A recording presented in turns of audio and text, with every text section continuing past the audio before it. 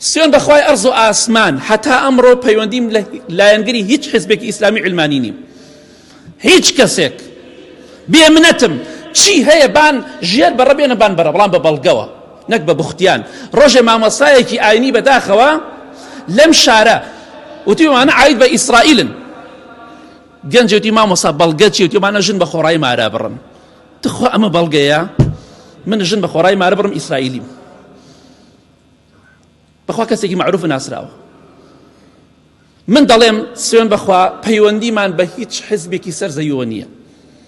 ئەگەر درۆ دەکەم نەفرەت و لعنەتی خوام لێبێ، ئەگەر تۆش ئەڵێی وانییە و عیلمانیت، من دەڵێم ئامین نەفرەتی خوام لێبێ. ئەگەر عیلمانی بم، ئەگەر عیلمانیش نیم نەفرەتی خوا لە تۆ بێ، تۆش بڵێ ئامین دەکەی. شەرمە شەرم، عیبە عیب. با لە خوا بترسین. ئەوە نایەنێ ژیان بەخوا. هەموو ڕۆژێمانە عاید بە ئیسرائیل، کاکەمانە دفاع لە فڵان کەس ناکەن. کورە بابە وانییە، وەڵڵا غەڵەتی، وەڵڵا پێمان ناخۆشە موسڵمانێک لە غەزا وەڵڵا خوێنی بڕوات. بۆ ئێمە عاید بە ئیسرائیل. خوا ئیسرائیل لە ناوبەریە، هاوشێوەی ئیسرائیل و یارمەتی دەرەکانش لە ناوبەرێت. خوا زەلیلی دنیا و قیامەتیان بکە. کەواتە با لە خوا بترسین، تەقوای خوا بکەین. ئەوڕێتە مەجلیسێکەوە دەعوەتێکەوە ئەمە کاکە بۆتە عیلمانی تەئیدی ئەوانەکە. کورە لە خوا بترسە. ئەگەر بوومەتە عیلمانی دیفاعیان لێ ئەەکەم، بانگەشەیان بۆ دەکەم نەفرەتی خوا لە بێ دنیا و لە قیامەتە. بەسە عیبە، لە خوا بترسن. بزانین ئەگەر موسڵمانێک باوەڕدارێک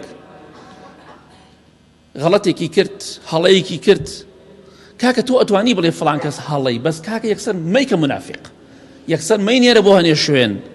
لە خوا بترسن، تەقوای خوا بکەن. یعنی کاکە ئەڕۆیتە شوێنێکەوە لە هەموو دائیرەکانە، نەخۆشخانەیە، قوتابخانەیە، زانکۆیە، هەر شوێنێکە، بڕۆ ژووری بەڕێوەبەرە و ڕسمێکی تایە، ڕسمی سەرۆکێکی تایە. یەکسەرە بێ بڵێ ئەمە عاید بە فڵان کەسە.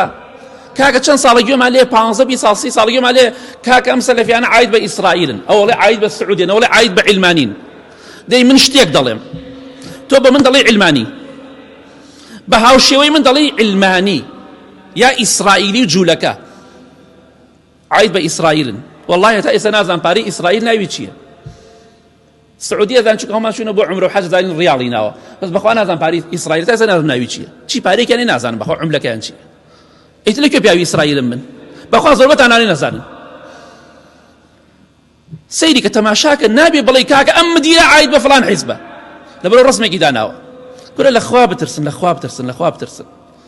بەسە کاکەمانە عاید بە عیلمانین. ئەخە کاتێ تۆ بە کەسێکەڵی ئەم کەسە فڵان عاید بە فڵان کەسە و عیلمانیە، کورە کاکە بێ بەڵگەت پێ بێ. وەڵڵا وانە بێ زۆر خەتەرە بە قیامەتت.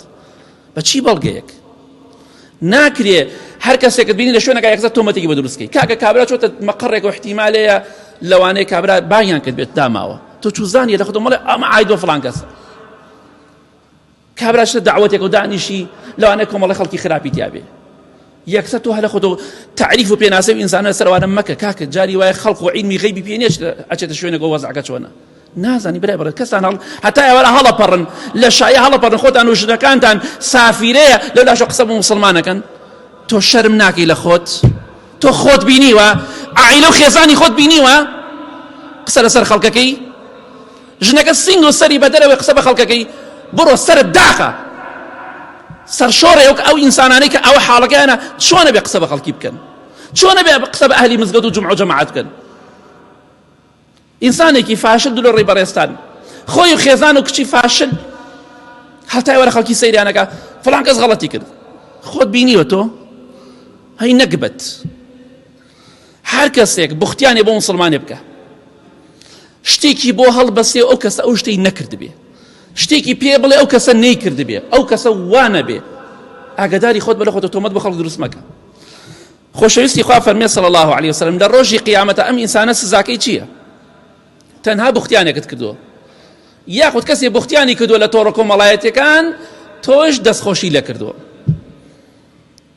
لە ڕۆژی قیامەتە خوای گەورە لە ناو کێم و جەراحەتی ئەهلی دۆزەخ، ئەهلی دۆزەخ پەنا بەخوا کاتێکە ئەسووتێن لاشان ئەتاوێتەوە، کە ئەتاوێتەوە پەنا بە خوای گەورە ئەو هەموو کێم و جەراحەت و خوێنەکە دێتە خوارەوە، خوای گەورە ئەو ئینسانە بوختیان چێت لەو شوێنە حەبسەکە ئەبێ کێ مجەراحەتی ئەهلی دۆزەخ بخوا حتا بەڵگەیەک دەهێنێ لە سزادایە والله بەڵگەی پینە چونکە بوختیان بەڵگەی لەسەر نییە غەیبەت لەوانەیە بەڵگەیەکی لەسەر بێ بەڵگەی لەسەر زۆجا غەیبەت بەس بوختیان یانێ ئەو کەسەی چین ئەو شتەی نەکردووە ئەو شتەی یانە حتا بەڵگەیەک نەهێنی لەو کێ مجەراحەت ڕزگارت نابێ والله بەڵگەیش نییە کەواتە بۆ خۆت هەر کێ مجەراحەت بخۆ غەیبەتی خەڵک ئەکەی بوختیانی بۆ ئەکەی دڵنیا بە باجەکەی ئەدەی خوا دیفاع لە ئیماندارەکە تۆ ئەچی بوختیانی بۆکەی ئەگەر درۆ ئەەکەم لەگەڵ ئێوەدا ئەگەر عاید بە حیزبێکی سەرزەویم خوا لە دنیا و قیامەت لە ڕەحمی خۆی مەحروم بکە ئامین ئەگەر تۆش هەر بوختیانەکەی ئەڵێ عاید بە حیزبێکی